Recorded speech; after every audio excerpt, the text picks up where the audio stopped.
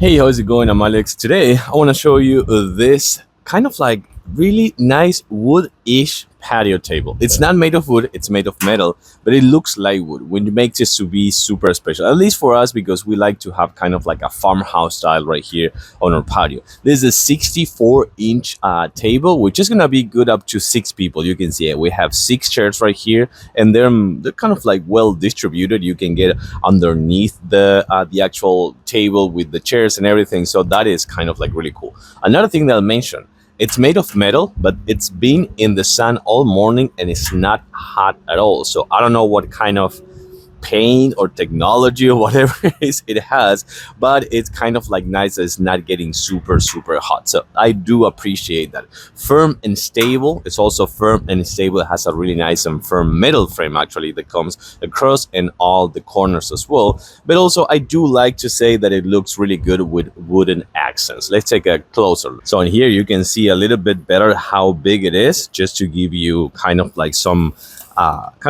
references. I'm gonna just sit right here, and you'll see that I fit perfectly here with another person right here, and I have my own space.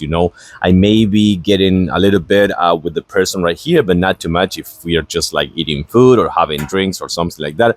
But fairly, there is enough room for 6 people, I will sit here. And also, this one comes with, in the middle, which I think it is really important, it comes with a place for an umbrella, so you don't have to have it kind of like under a pergola, for example. You can have it in the middle of the patio with a big umbrella, and that's gonna be kind of like really good as well.